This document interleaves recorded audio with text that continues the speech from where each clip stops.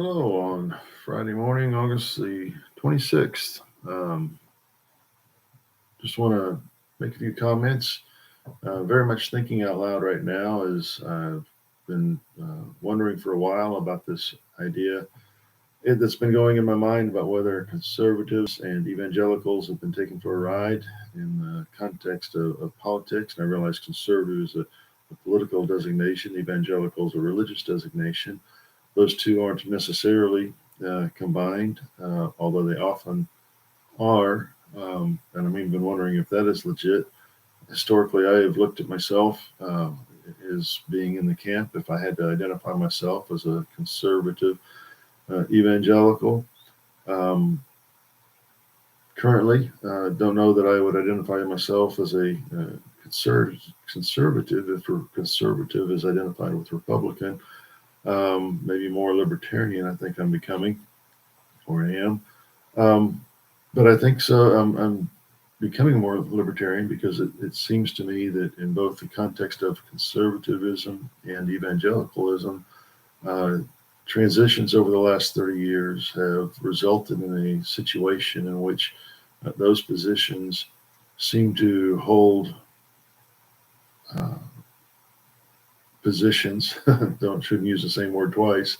But conservatives and evangelicals seem to be in a position in which they're supporting causes and not supporting other causes that violate some of what I always had assumed or came to believe were the basic principles of organization of life, of thinking about these things.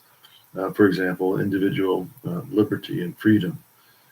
And the reason, and again, I am just very much thinking these things out loud because have been thinking them in my head for too long, and so I need somebody to think through them with. But the degree to which, for example, we insist as conservatives and even evangelicals on individual liberty and freedom, I wonder to what degree we're willing to recognize how long it took for, say, the United States of America to come into existence as a nation founded on those principles, freedom and liberty, etc., and all those things that we look to the Declaration of Independence and the Constitution and the Bill of Rights to represent when it comes to creating a framework for the ideal society. And yet, I wonder if in our pursuit of an ideal society that reflects our particular beliefs, if we are no less guilty than others who we think are trying to move the country in a direction that is, in our mind, antithetical to some of those principles or violates some conditions that we believe are necessary for those principles to be sustained. Um, and I'm saying we because again, I still consider myself. I guess I describe myself politically, in particular, as a liberal conservative. I'm conservative individually in what I think an individual ought to do, how an individual ought to live, but I'm liberal when it comes to insisting on what others do. And I come to that position um, because the whole idea of freedom, of living a life based on principles that are determined in large part rationally, and that are determined, again, from my Christian perspective, that are determined based on one's relationship with God, or not, if one doesn't have one, the degree to which the Christian church or evangelicalism, or at least my experience in Christian evangelicalism, teaches that people cannot be uh, right, cannot live right, cannot make good decisions apart from God, then it doesn't make much sense to me to expect other people to make decisions or to necessarily legislate against certain details, um, especially based on a strictly biblical foundation. Well, I believe that ought to be done individually, irrespective of my failure to always live up to that.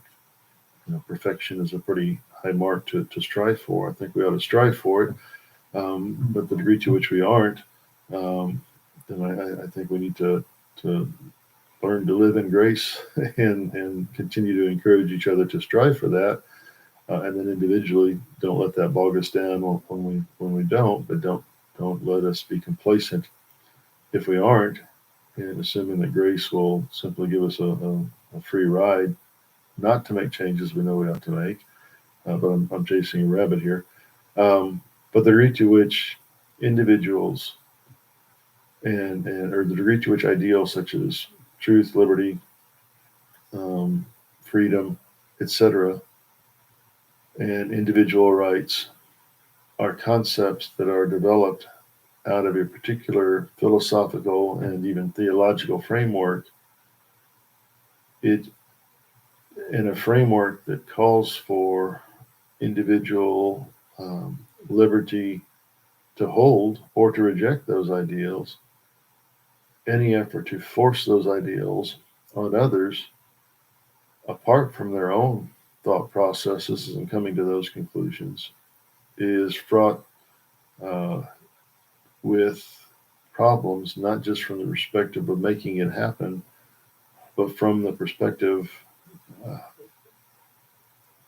that that effort to force people to accept freedom and what freedom entails is a violation of the very principle that you're trying to force them to hold. It's comparable to me the religious wars in Europe in the Middle Ages, um, as Christians fought Christians uh, in the name of representing the God of love properly. There's this. It's like George Bush's claim. I believe it was 2008. It may have been TARP. I don't remember exactly. Another topic I want to look into and talk with you about later. But abandoning capitalism to save capitalism.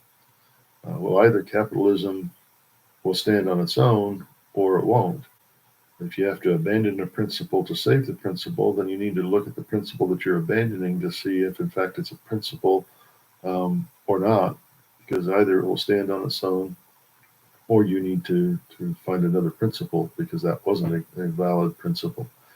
The degree to which you have to abandon capitalism to save capitalism, you end up with uh, tyranny of the powerful and the rich, like we, I think, have developed over the last 20 years or more, such that um, capitalism is qualified now as crony capitalism.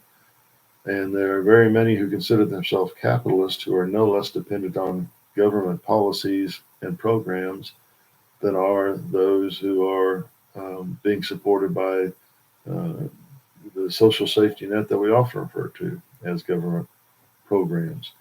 Um, and that's another topic I want to get into later because it's another area that to me raises a challenge that we at least ought to think about and come together and talk about with respect to how, in fact, we think uh, government ought to be or ought not to be involved in alleviating um, the social struggles and social ills that develop when people do, in fact, make bad choices. Or even if they haven't made bad choices, just because they happen, you can't have a higher class without a lower class. You can have both a higher class and a lower class without a middle class, but you can't have a higher class without a lower class.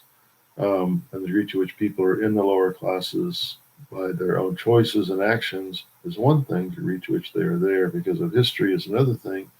And we need to kind of work through, I think, in a more constructive manner, how we are addressing that, particularly as a Christian community. And this gets back to my basic point here. To what degree have conservative ideas, and by conservative ideas, I mean a traditional, as I've understood it being presented, idea of family and faith, and you work hard and save, and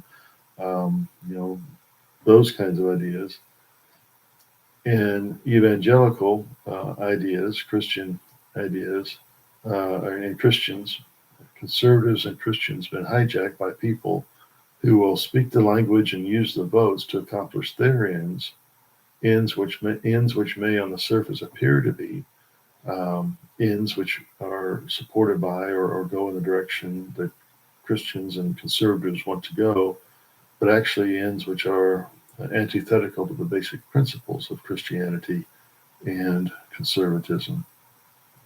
And so that's kind of what I'm wondering now, as I look back and watch different discussions on the last 40 years of history, in particular, in the context of an extended history, the last 150 years or more.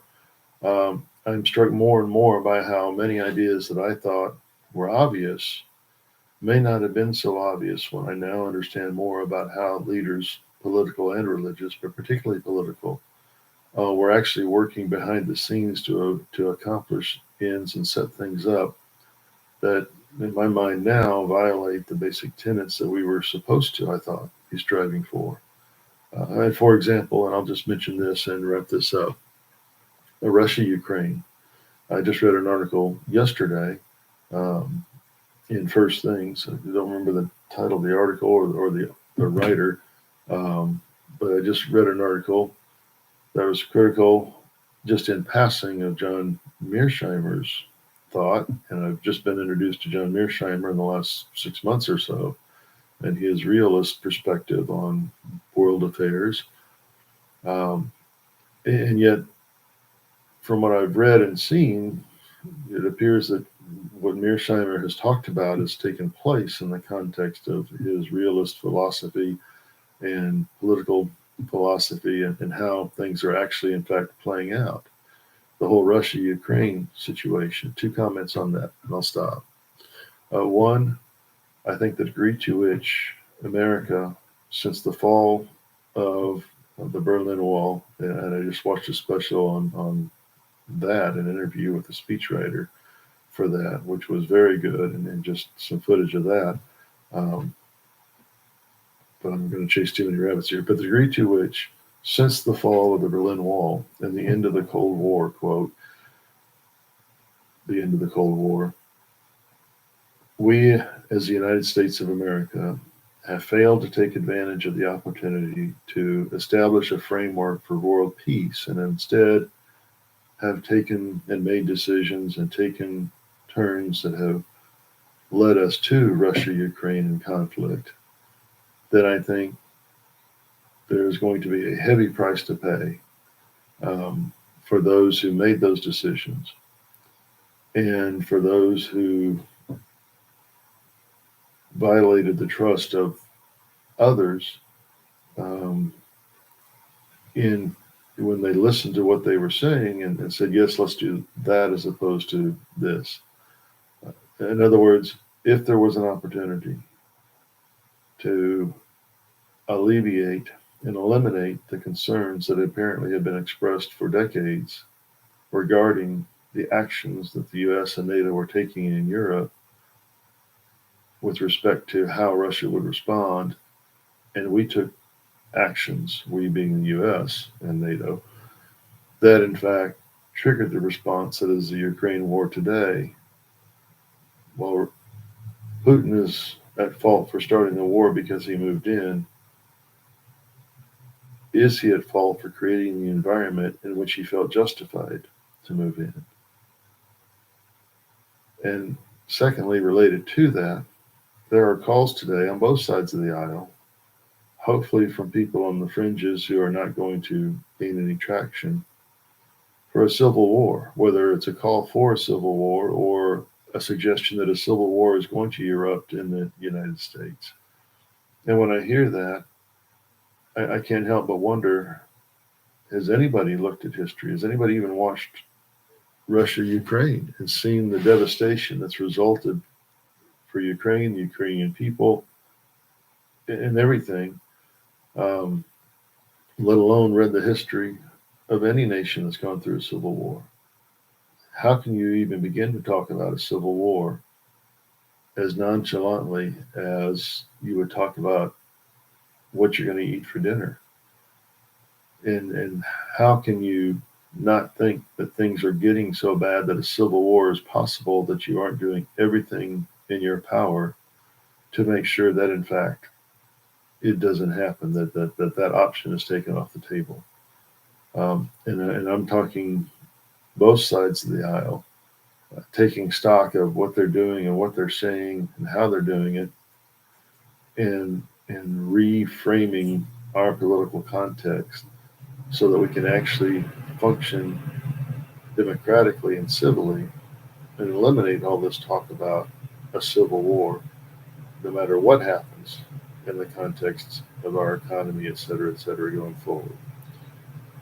So, anyway, just a few thoughts, and I'm going to speak later specifically to evangelicals, to the Christian community, and then later as a conservative slash libertarian about why I think and why I am concerned that um, we as evangelical, as conservative communities, may have been led astray by those leaders who have convinced us that certain actions ought to be taken in light of certain dangers, when in fact our actions may have led to the realization of those dangers, as opposed to the simple actions that evangelical gospel calls for. Love the Lord your God with all your heart, mind, and soul. Love your neighbor as yourself. Thank you much. Catch you later.